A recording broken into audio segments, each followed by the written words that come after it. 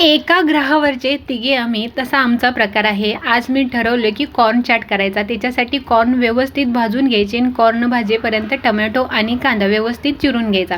आता कॉर्न भाजले की लगेच त्याच्यामध्ये थोडंसं म्हणजे 1 चमचा तेल टाकायचं आहे.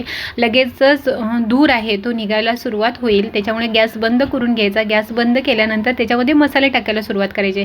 आता मसाल्यामध्ये मीठ, मिरची पावडर आणि चाट मसाला इतकेच मसाले टाकायचे. फार मसाल्यांची गरज लागत नाही. एवढ्याच मसाल्यामध्ये खूप छान आणि मस्तपैकी हा चाट लागतो. थोडासा गरम तव्यावरतीच हा व्यवस्थित मसाला थोडासा ठेवायचा आणि नंतर लगेचच ज्या भांड्यामध्ये आपण कांदा आणि टमॅटो चिरला होता त्याच्यामध्येच टाकायचा. आता तुमच्याकडे शेव असेल तर अशी शेव बारीकशी भुरभुरायची, म्हणजे टेस्ट म्हणजे क्रिस्पीनेस येतो आणि लागताना देखील टेस्ट खूप छान लागते.